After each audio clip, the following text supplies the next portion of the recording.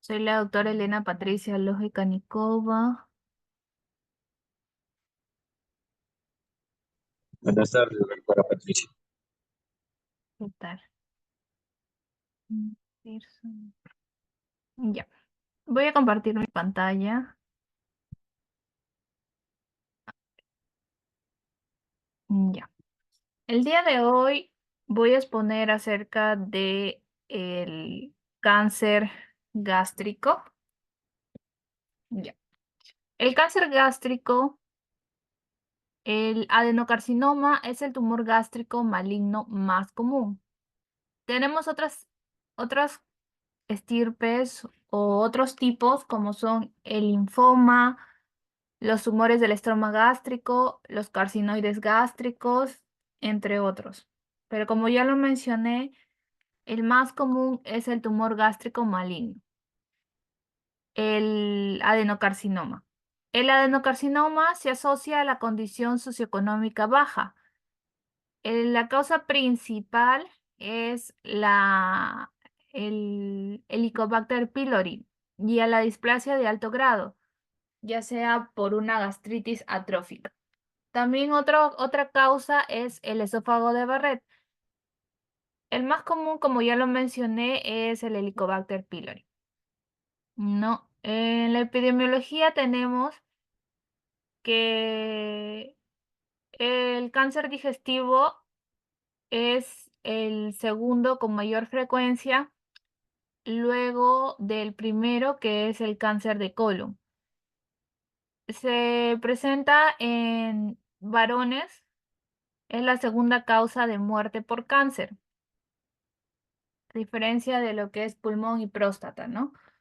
También en mujeres es la quinta causa. El primero es, los otros cuatro son el pulmón, la mama, el útero y el colon. En varones usualmente se da de 50 a 70 años. Podemos ver que, como se ve en las diapositivas, primero es una mucosa gástrica normal, luego puede ser infectada por el Helicobacter pylori y también los factores medioambientales, lo que ocasiona una gastritis crónica activa. De esta pasa a una gastritis crónica atrófica, lo que puede ocasionar una metaplasia intestinal y luego primero en el intestino delgado, luego en el colónico y luego una displasia, lo que nos puede ocasionar un cáncer, un tumor gástrico maligno como el adenocarcinoma.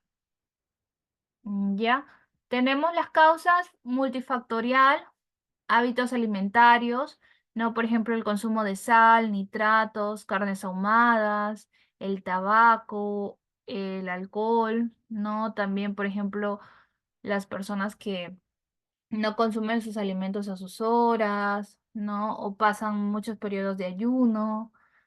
También tenemos lo que es el Helicobacter pylori, que aumenta la probabilidad de contraer gastritis atrófica crónica y por lo tanto el riesgo de cáncer. También tenemos gastrectomías parciales, ya que el estómago remanente estaría rodeado de líquido biliar. Otra de las causas son los pólipos gástricos. Y en los factores ambientales también tenemos la disminución de la incidencia en inmigrantes japoneses, ¿no? Controlando los siguientes, podemos tener cierto control con los factores predisponentes para tratar de evitar el cáncer gástrico, ¿no? Como hemos visto, primero se da una gastritis crónica activa, luego atrófica, empieza la metaplasia intestinal, una displasia de bajo grado y luego de alto grado, lo que ocasiona el adenocarcinoma. También otro de los menos frecuentes, también se puede ocasionar una gastritis crónica atrófica, ya sea por el uso de AINES, ¿no? En exceso y sobre todo con el estómago vacío, el consumo de AINES como el naproxeno, el ibuprofeno, ¿no? Que ya lo vamos a ver más adelante que pueden ocasionar también una hemorragia digestiva alta. Podemos ver A nivel intestinal hay más común en zonas endémicas, asociado con la atrofia gástrica. Formación de glándulas metaplasia intestinal es mayor en hombres, predominante en hombres que en mujeres, y hay una diseminación hematógena, ¿no? Donde hay un aumento de la incidencia con la edad. En lo que es difuso, es más común en áreas de baja prevalencia, asociado con grupo sanguíneo A, mal diferenciado, se evidencia lo que son células en anillo de sello, mayor en mujeres que en hombres, también es una diseminación hemática y el grupo etario es más joven. Ok, en los factores de riesgo tenemos lo que es displasia de alto grado, ¿no? Donde ya hay un cambio a nivel celular. Poliposis adenomatosa familiar, que es una enfermedad hereditaria. Tenemos también lo que son adenomas. Tenemos también metaplasia intestinal, gastritis atrófica crónica, que puede ser ocasionada ya sea por infección por Helicobacter pylori o también puede ser ocasionada por consumo de AINES en exceso, el esófago de Barrett también, ¿no? Que es un cambio de la estructura a nivel del esófago, ¿no? En la clínica tenemos que podemos tener el cáncer gástrico temprano y el cáncer gástrico avanzado. El cáncer gástrico temprano es limitado solo a la mucosa o submucosa, con compromiso de ganglios linfáticos o no. El 80% son sintomáticos. Y el cáncer gástrico avanzado invade más allá de la submucosa y muchas veces no pueden ser sintomáticos. Ya, la clínica es similar a presentar una úlcera péptica. Va a haber ardor, va a haber dispepsia, va a haber pirosis, ¿no? E inclusive puede haber lo que es hematemesis. Signos y síntomas dados por inversión más allá de la muscular de la mucosa, ya sea por extensión regional o metástasis a distancia. Podemos ver que el 40% lo ocupa el hígado y el pulmón y el 10% el peritoneo y los huesos. En las manifestaciones clínicas vamos a tener en el cáncer gástrico temprano eh, síntomas de úlcera péptica son el 10%, náuseas o vómitos el 8%, anorexia el otro 8%, saciedad temprana, ¿no? El que consumas cierta cantidad de alimento, poca o mínima, y pues puedas eh, llenarte, ¿no? Fácilmente. Dolor abdominal, tenemos el 2%, pérdida de peso menor a 2% y disfagia, ¿no? Mayor a 1%. Son síntomas totalmente inespecíficos de acuerdo a características del paciente, ¿no? Pediremos más o menos estudios ante esta clínica inespecífica. Por ejemplo, cuando te va a consulta un paciente que usualmente tú ves que no tiene dolor abdominal, saciedad temprana, ardor, pirosis, ha perdido peso, ¿no? El dolor abdominal es persistente. También ves el grupo etario, ¿no? Em, pues le puedes solicitar estas pruebas. Ay, se puede, ya. Estas pruebas, ¿no? Para confirmar si puede ser un cáncer gástrico, como también simplemente puede ser una úlcera péptica, ¿no? Podemos ver que en el cáncer gástrico avanzado, ahí ya sí la pérdida de peso es notoria, ¿no? Es un 60%, el dolor abdominal es más intenso, 50%, náuseas o vómitos son el 30%, anorexia también es el 30%, disfagia es el 25%, tenemos también lo que es hemorragia digestiva, el 20%. Saciedad temprana 20%, síntomas de úlcera péptica ya es 20% y también tenemos, se puede como tampoco evidenciar lo que es una masa, ¿no? Asintomático menor a 5%. En el diagnóstico Lo realizamos de acuerdo a la clínica, estudios complementarios y biopsia.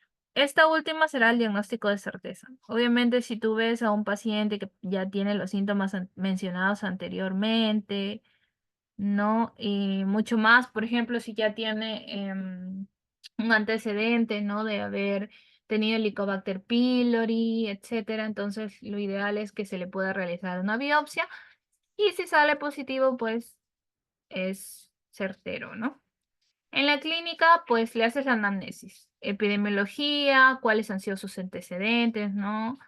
Los signos y síntomas que ha presentado, si alguna vez ha presentado síntomas de gastritis o reflujo gastroesofágico, o si tiene también, por ejemplo, el esófago de Barré, ¿no? Entonces, ya. En el examen físico tenemos el tumor palpable, descenso de peso más crecimiento de masa, ganglio supraclavicular izquierdo, que es el ganglio de Virchow, el ombligo nodular, el nódulo de la hermana de Joseph, ¿no? Esos indican también que podría ser un CA, ¿no? De CA gástrico. En los estudios complementarios tenemos el SGD, el VEDA, la ecografía, TAC, la ecoendoscopía, el angioTAC y el PET, ¿no? En el CGD tenemos que se le da un contraste oral al paciente y se hacen radiografías seriadas para ver cómo el líquido va bajando, ¿no? Se puede ver mucosa esófago gastroduodenal y permite ver lesiones en esa pared, pero no permite tomar muestra. Todo es a nivel visual. Se usaba mucho antes, aunque hoy en día, en la actualidad, no es tan usado porque fue reemplazado por el VEDA, ¿no? Nos permite ver lesiones ulcerosas benignas. Por ejemplo, tenemos el cráter ulceroso redondo u oval simétrico, el montículo de edema circundante liso, el cráter se proyecta hacia afuera de la luz gástrica, ¿no? Donde vemos una vista tangencial. También se puede evidenciar pliegues mucosos que irradian simétricos irregulares, mucosa adyacente como melones gástricos normales o estos aumentados de tamaño, pero no se puede ver una distorsión. Eh, Se puede ver el efecto de masa ocupante o pérdida de distensibilidad, ¿no? También nos permite ver lesiones ulcerosas malignas, ¿no? Puedes ver un cráter ulceroso asimétrico y distorsionado, una úlcera eh, que presenta gran tamaño, ¿no? Sobre una masa irregular. Tenemos los que son pliegues mucosos irregulares y distorsionados, mucosa adyacente con mamelones gástricos obliterados. También se empieza a ver los nódulos y se ve lo que es el efecto de masa ocupante de espacio, ¿no? Donde se puede evidenciar una pérdida de distensibilidad. El VEDA nos permite ver la lesión directamente, pero también tomar biopsias, ¿no? Para el diagnóstico certero de SA, donde se puede estudiar la lesión histológicamente. Además, podemos hacer magnificaciones y tinciones, ¿no? Ver también el estadio, ver si ha abarcado otros órganos o eh, tejidos subyacentes, ¿no? Tenemos también la clasificación de Borman, que es la clasificación de los tumores gástricos por su aspecto macroscópico, ¿no? Ver en qué grado está. Ok. Ahora, podemos ver la clasificación de Borman, que son 4 estadios, ¿no? Borman 1, Borman 2, Borman 3 y Borman 4. El 1 podemos ver que es una masa polipoidea que se proyecta hacia la luz gástrica sin una sustancia necrótica o ulceración. O sea, solamente se evidencia un pólipo, una masa polipoidea, pero no se ve necrosis, no se ve úlceras, no se ve nada. Y es delimitada. El tipo 2 son masas ulceradas o lesiones fungoides con márgenes bien delimitados, ¿no? Podemos ver que ya se evidencia lo que es es una úlcera, ya es como una excavación, ¿no? A diferencia del pólipo que sobresalía. En el tipo 3 tenemos ulceraciones profundas y márgenes poco claros, ¿no? Ya podemos ver que la úlcera va invadiendo más el tejido y no se puede ver, no se ve ya delimitado. El Borman 4, ahí puedes ver un infiltrante difuso, ¿no? Donde tienes linitis plástica. Se puede ver difusamente infiltrados y tiene el aspecto de una linitis plástica, ¿no? Donde ya podemos ver zonas necróticas, ¿no? En Japón y Chile hay alta incidencia de SEA gástrico. Podemos ver que la clasificación del Japanese Research Society for Gastric Cancer, que se especializa en lo que es cáncer gástrico temprano, tenemos que ver que hay tres tipos, ¿no? La enfermedad está limitada a la mucosa y submucosa. Tenemos el tipo 1, que es el polipoide. Tenemos el tipo 2, que es el superficial y que se clasifica en A, B y C. El A es que es sobrelevado, el B es aplanado y el C es deprimido. Y el tipo 3 es el excavado. Ahora, en Japón se realizó el rastreo de cáncer gástrico, donde se hacen vedas fácilmente ambulatorias, donde, por ejemplo, se van con móviles a diferentes zonas a realizarlas, ¿no? Y logran un 50%, hasta un 50% de cánceres detectados tempranos, donde se hace una resección y curación, donde hay una sobrevida de 5 a 10 años mayor al 90%. El otro estudio es la tomografía, que sirve para diagnóstico, ¿no? Por ejemplo, en el caso de que haya una masa y también cuando hay metástasis, ¿no? Cuando ya hay un infiltrado en distintos órganos, ya sea pulmones, hígado, etcétera. Por lo que sirve para estadificar también en qué tipo de estadio se encuentra el cáncer gástrico. Como lo dije, sirve para determinar metástasis a distancia en un 90%. Es mala para diagnosticar lesiones menos de 5 mililitros, de 5 milímetros. No permite evaluar la profundidad de la invasión tumoral, ¿no? Y permite detectar siembras peritoneales, también si hay compromiso a nivel del epiplón, si hay compromiso a nivel de ovarios y si hay compromiso a nivel de recto. Para eso nos sirve la tomografía. También podemos ver que se puede realizar lo que es la ecoendoscopía. La ecoendoscopía no es tan común, no está en todos lados, pero la profundidad de visión es de 5 centímetros. Por lo tanto, eh, es un mal método para detectar metástasis a distancia, pero sí es bueno para determinar eh, cuánto ha habido una invasión tumoral o cuánto tejido está siendo dañado, ¿no? Junto a la TAC, ambos son una perfecta combinación. Como podemos ver, la TAC sí ve metástasis a distancia a diferencia de la econdoscopía, pero la TAC no ve lesiones mínimas, ¿no? Menores de 5 milímetros, a diferencia de la econdoscopía, que sí logra verlas. Define la profundidad de la invasión en el 90% de los casos y es útil en la identificación de adenopatías perigástricas. Debido a la visión limitada en profundidad, se le considera como complementaria.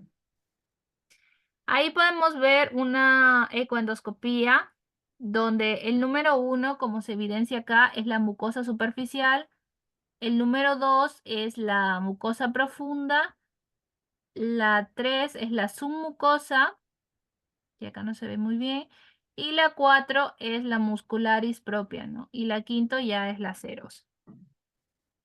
Acá se puede evidenciar más la mucosa superficial, la mucosa profunda, la submucosa, la muscular propia y la serosa adventicia.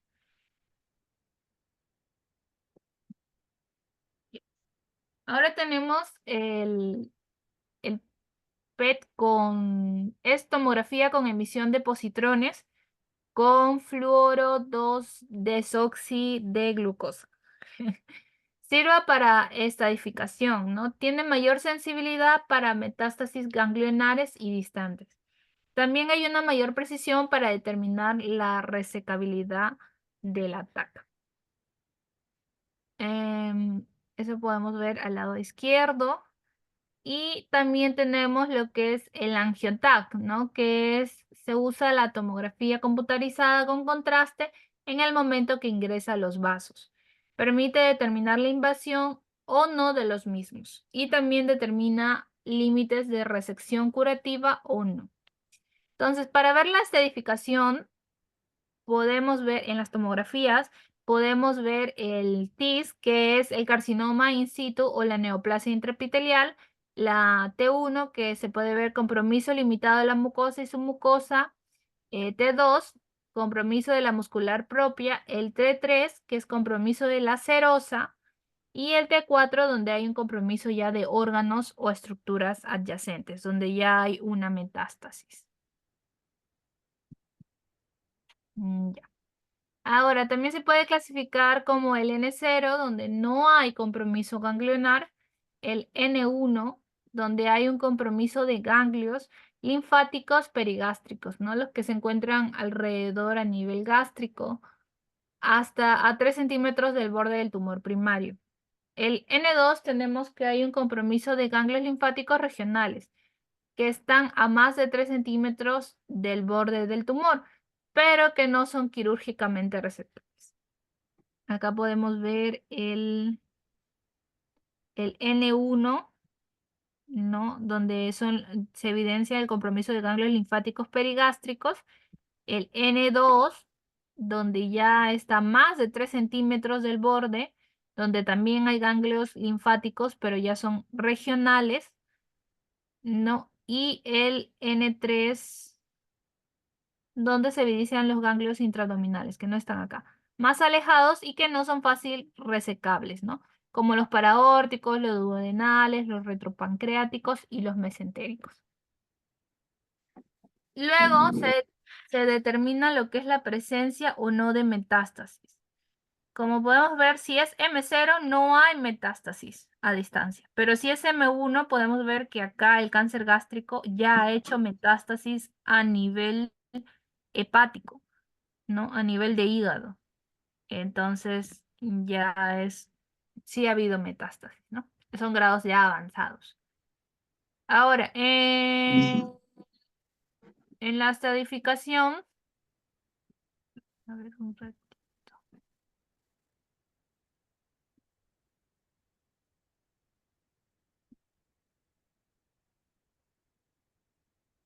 Ya, en la estadificación tenemos los que son del 0, el 1A, el 1B, el 2, el 3A, el 3B y el 4, ¿no? El 0 podemos ver que es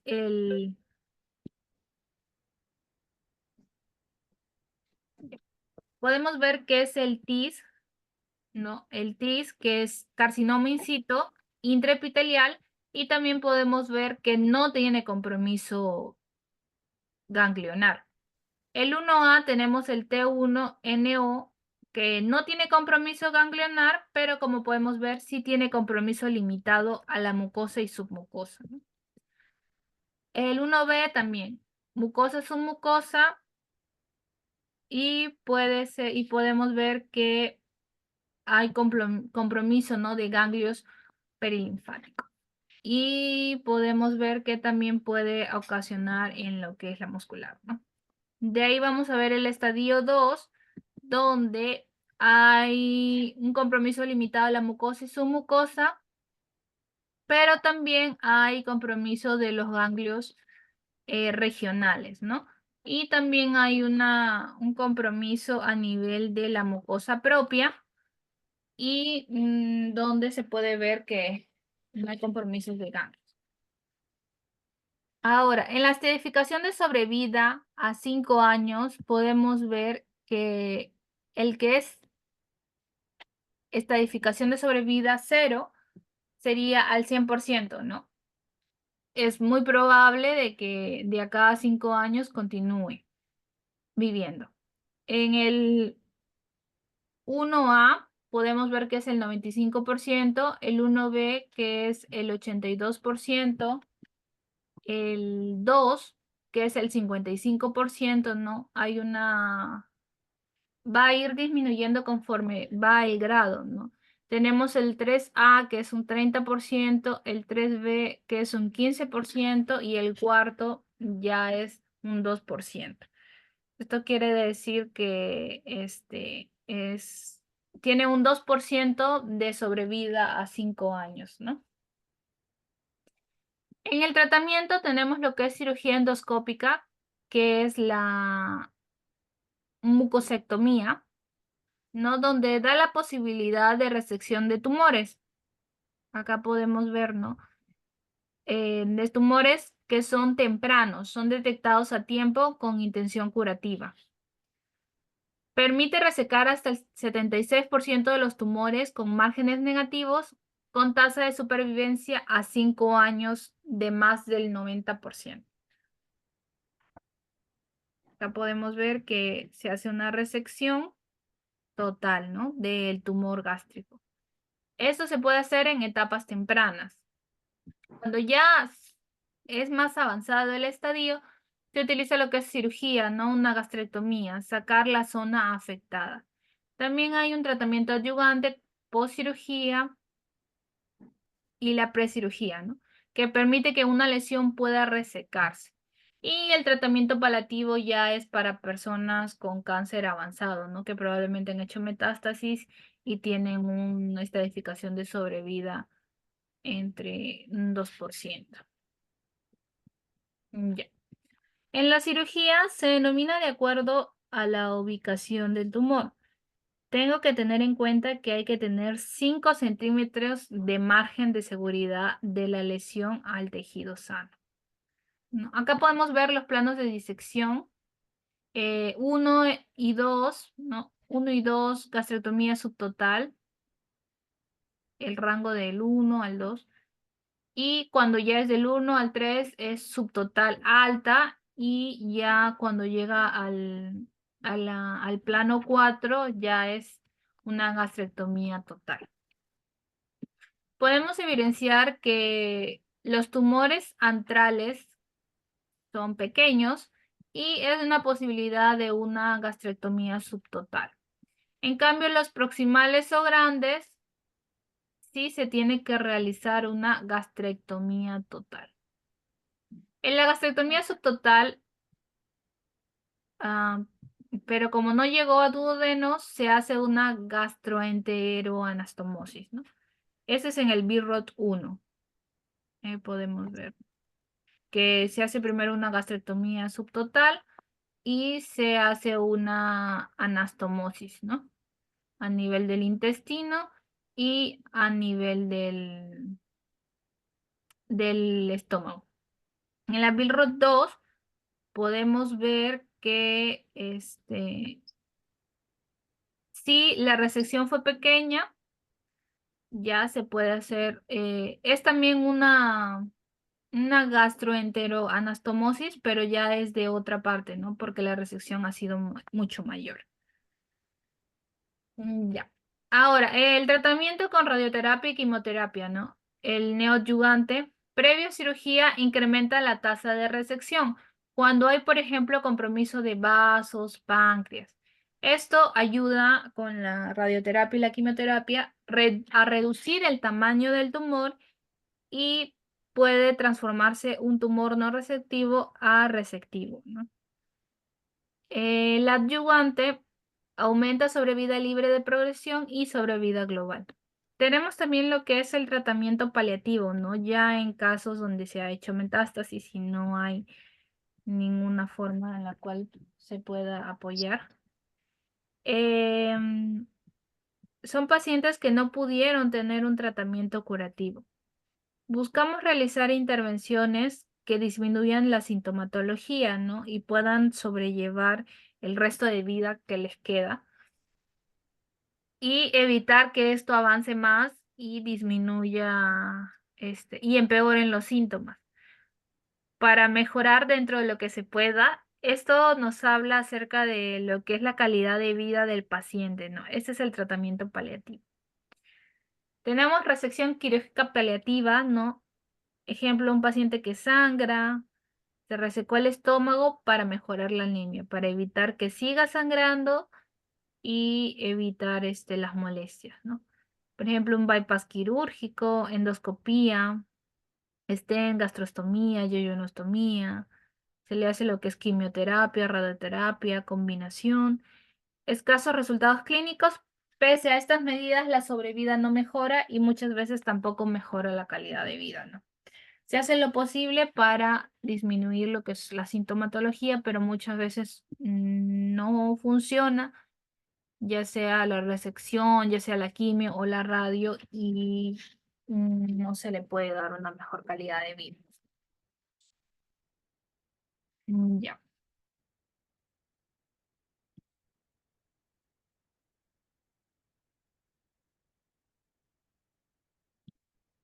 ya. Ujú. Podemos ver en lo que es una hemorragia digestiva alta, que es muy frecuente en personas que tienen CA. No, una pérdida de sangre hacia la luz del tubo digestivo, que generalmente se evidencia por la salida de sangre a través de la boca, lo que ocasiona que suceda una hematemesis. O puede ser a nivel del ano, que puede ocasionar lo que es una melena o una enterorragia. ¿Ya? La hemorragia digestiva alta, que es muy frecuente en CEAs eh, y ya un poco avanzados, es la originada por lesiones que se ubican en el esófago, estómago o duodeno, desde el esfínter esofágico superior hasta el ángulo de Treitz, o aquellas exteriorizadas en ese sector del tubo digestivo, pero ya sea generadas por lesiones en otros órganos, ya sea por el hígado o ya sea por las vías biliares, ¿no? También puede ser el páncreas o la aorta. Cuando hay fístula aortoduodenal, también es una causa. En la mortalidad tenemos del 5 a 10% en las formas graves. Podemos ver las causas, como ya las mencionamos, pueden ser úlceras duodenales, el 25%, úlceras gástricas, lesiones agudas mucosas, como son esofagitis, duodenitis, varices esofágicas, ¿no? Que tienen un grado de alta mortalidad, el CA de estómago, el CA gástrico, angiodisplasia, la hemofilia, la fístula aortoduodenal. El diagnóstico, pues, es la presentación clínica, luego se puede realizar una endoscopía, entre otros estudios, ¿no? En la presentación clínica, pues, es la hematemesis o la presencia de melena in situ, ¿no? Y, pues, los otros síntomas, como pueden ser, dolor, molestias, pirosis, ¿no? En la anamnesis tenemos medicamentos, como son el caso de AINES o corticoides, el etilismo, que es el consumo de bebidas alcohólicas y sobre todo las adulteradas, el tabaquismo, la adicción endovenosa, la cirrosis, la insuficiencia renal crónica, las coagulopatías y las terapias anticoagulantes, que eso también ocasiona lo que es la hemorragia digestiva alta. En la clínica tenemos, como ya lo dije, hematemesis, vómitos en borra de café, melena, hematoquesia, eh, van a haber alteración, ¿no? A nivel de presión arterial, de frecuencia cardíaca, de frecuencia respiratoria, eh, y va a haber, puede llegar a un trastorno de conciencia también. Bueno, el gol estándar es la endoscopía, ya sea para diagnóstico y también terapéutico, ¿no? Grado de especificidad, 92% y sensibilidad, ¿no? Objetivos tenemos localizar e identificar el origen de la hemorragia, evaluar la velocidad del sangrado. Sirve para definir lesión causante del sangrado y hallar estigmas de hemorragia reciente. Quizás pueda realizarse el tratamiento, ¿no? Ejemplo, tenemos cáncer esofágico, cáncer gástrico, esofagitis, gastritis, coágulos sobre varices esofágicas, esófago de Barrett, úlceras gástricas, pólipo gástrico gigante, síndrome de Mallory, ¿no? La diferencia, ¿no?, entre una hemorragia digestiva alta y un síndrome de Mallory es que el síndrome de Mallory pues se da, ¿no? Y se presenta lo que es un vómito, una hematemesis, ¿no? A diferencia que la hemorragia digestiva es muy probable que no solamente sea un vómito sanguinoliento, sino sean varios. Podemos usar también casos muy particulares, el centriograma con glóbulos marcados, arteriografía selectiva en lesiones muy pequeñas, ¿no? En el manejo primario tenemos estimar pérdida, eh, importante, ¿no? Colocación de la sonda nasogástrica, evaluar parámetros clínicos, son los signos vitales, ver la presión arterial, la frecuencia cardíaca, la frecuencia respiratoria, ver la temperatura también, ver la saturación, etcétera, ¿no? En la clasificación y evaluar la hemodinámica a la infusión de 2 litros de cristaloide. En la clasificación según intensidad tenemos pérdida de volumen. Si es leve puede haber hasta un 10%, si es moderada de un 10 a 20% y si es severa de un 25 a 40%. En la necesidad de reposición en primeras 24 horas tenemos que si es leve no hay una necesidad, se repone, simplemente se le da inhibidores de protones, hidratación, etcétera, pero no es necesario eh, la reposición, ¿no?, endovenosa. En la moderada se le da hasta 1000 mililitros y en la severa de 1500 a más, ¿no? En la alteración hemodinámica, en la leve no hay una alteración significativa, en la moderada sí hay y en la severa, pues claro que sí. En el inicio de resucitación tenemos lo que es plan de hidratación parenteral, 2 vías cortas y gruesas para infundir mucho líquido y rápido, ¿no? En el caso de la severa. También es importante colocar la sonda nasogástrica para evaluar el contenido gástrico y sonda vesical para control de diuresis, ¿no? Sobre todo si cuando tú a un paciente le colocas lo que es líquidos, tienes que evaluar que el paciente también esté orinando, si no lo que va a ocasionar es que lo vas a llenar de líquidos y esos líquidos, si no son expulsados a nivel de la orina, pues van a contribuir a que se puedan extravasar y puedan ir a los pulmones, al corazón y pueda ocasionar otro tipo de complicaciones, ¿no? La vía central se une en una segunda etapa. El laboratorio, el hematrocrito puede no estar alterado al principio, pero si continúa con la hematemesis, perdiendo sangre, pues sí va a haber, ¿no?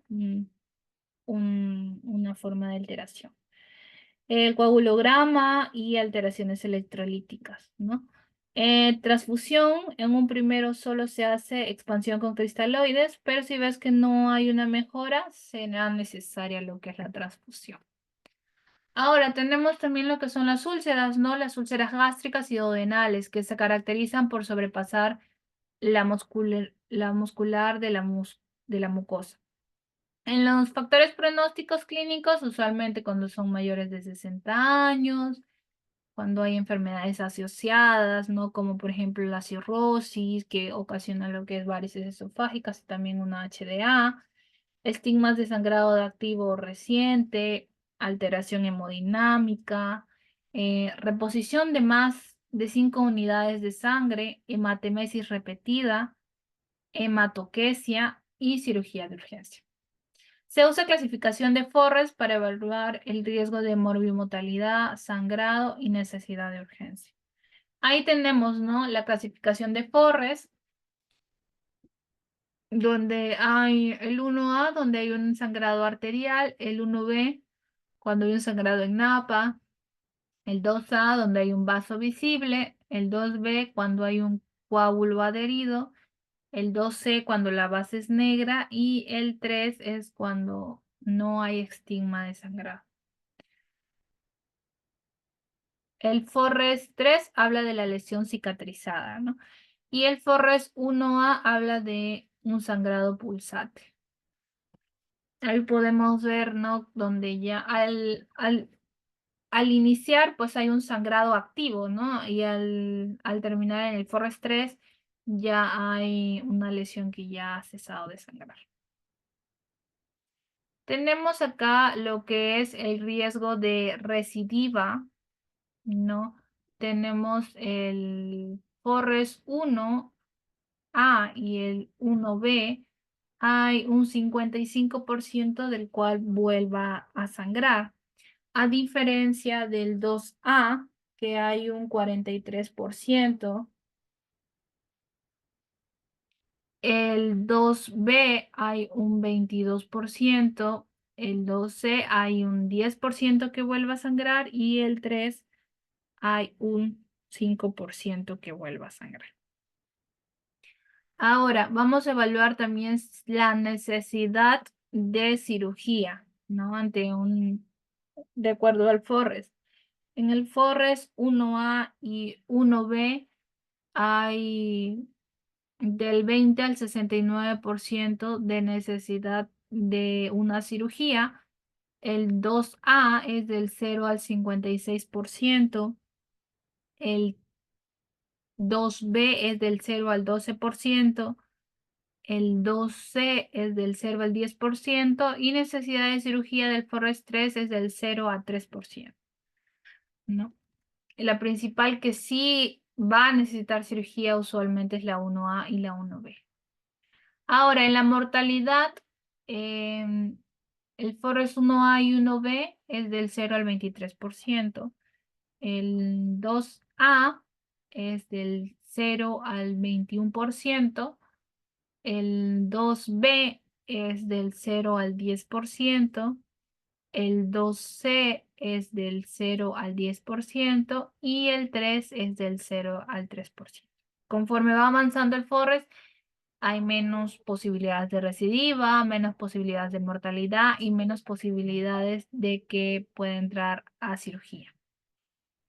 En el tratamiento de acuerdo a Forrest tenemos el endoscópico, ¿no?, que es el Forrest 1A, el 1B, el 2A, el 2B,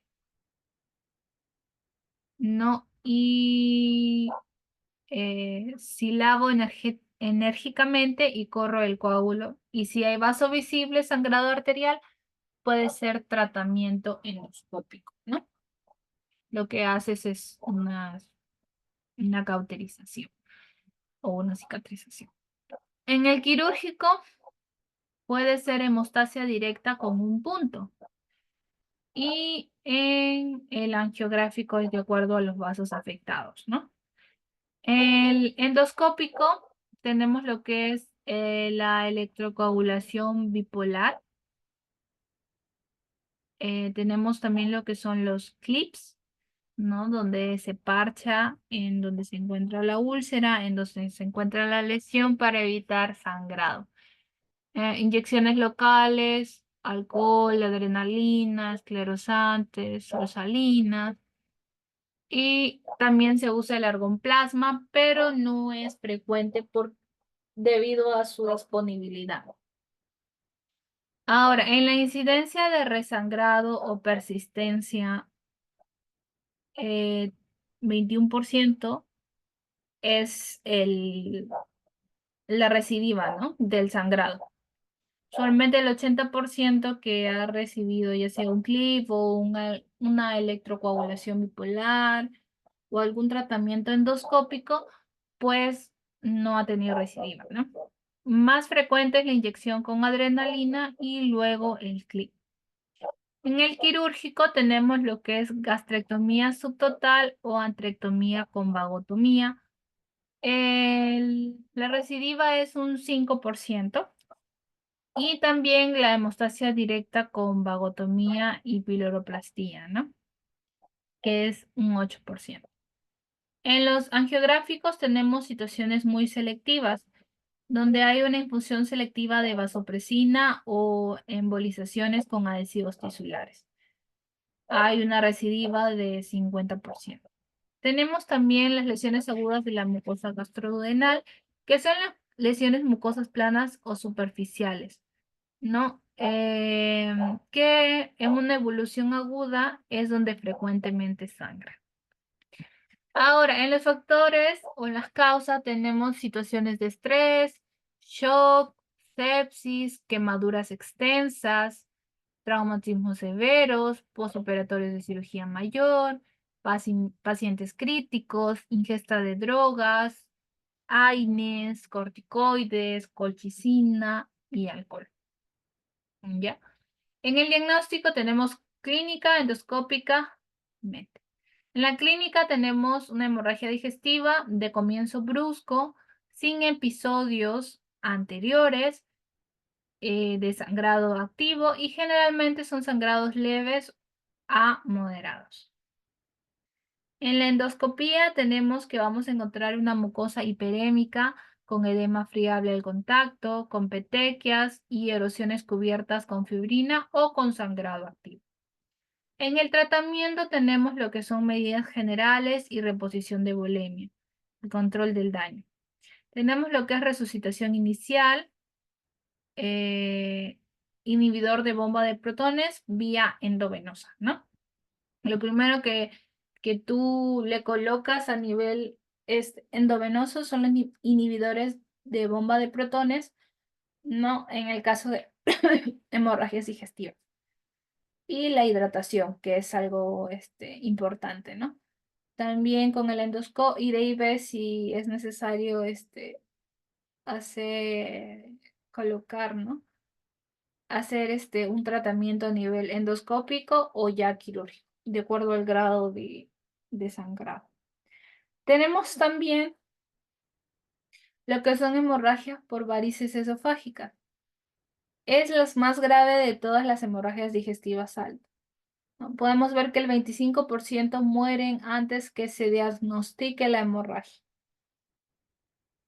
El tratamiento en todo paciente con cirrosis, debo estudiar la presencia de varices, donde hay una prevención de la primera hemorragia.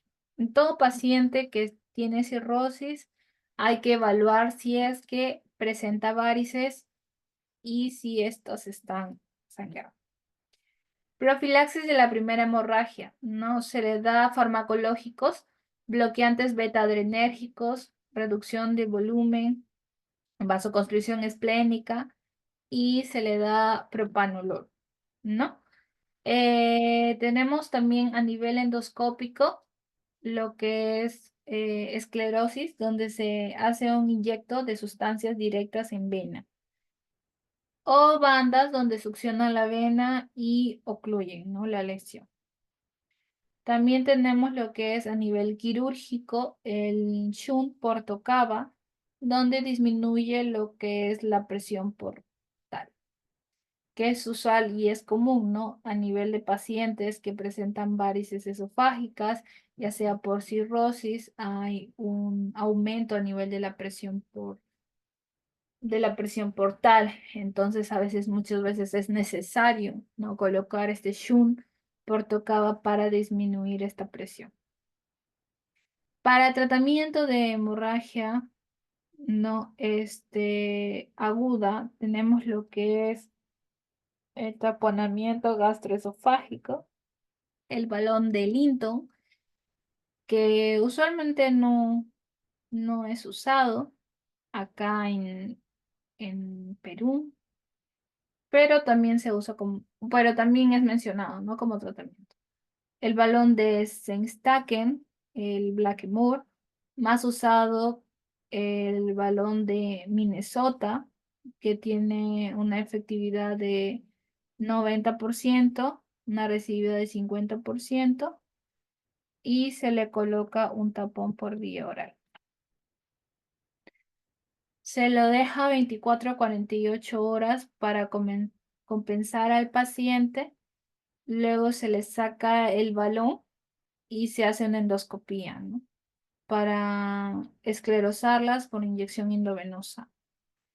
¿En qué consiste esto? No más que todo, el balón es para evitar o para continuar, ¿no? Lo que es, para poder, perdón, para poder evidenciar cuáles son los puntos del sangrado y así poder endoscópicamente esclerosar las arterias que están sangrando. No, pero ¿por qué no es recomendado el balón? Porque muchas veces solamente es, ¿cómo se dice? Es para un tratamiento momentáneo, ¿no? Más no es un tratamiento definitivo.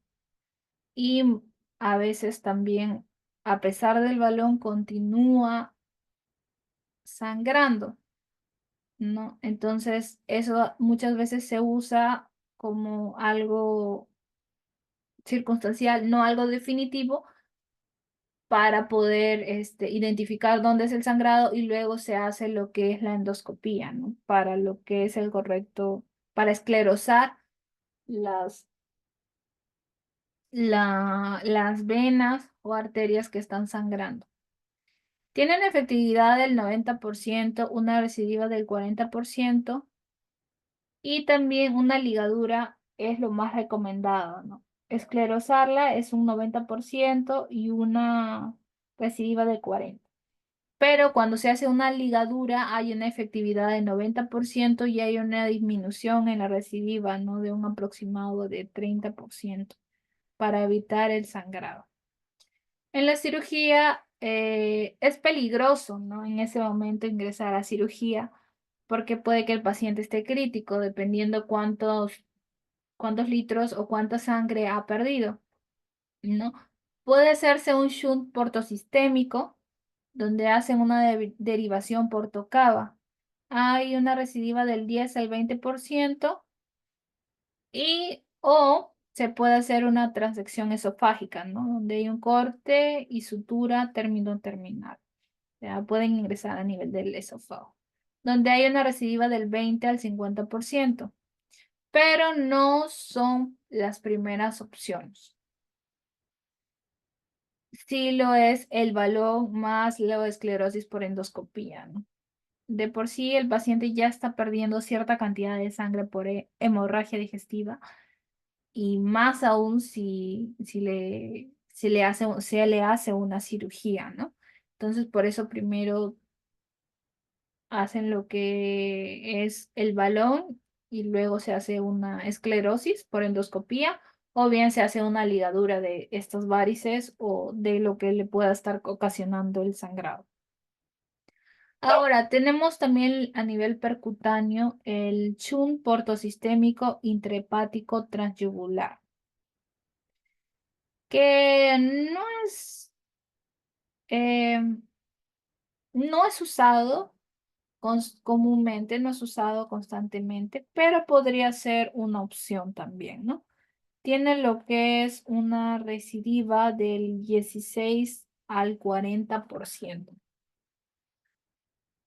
Entonces, entre todos los tratamientos que hemos visto, como el taponamiento gastroesofágico, la cirugía, etcétera, ¿no?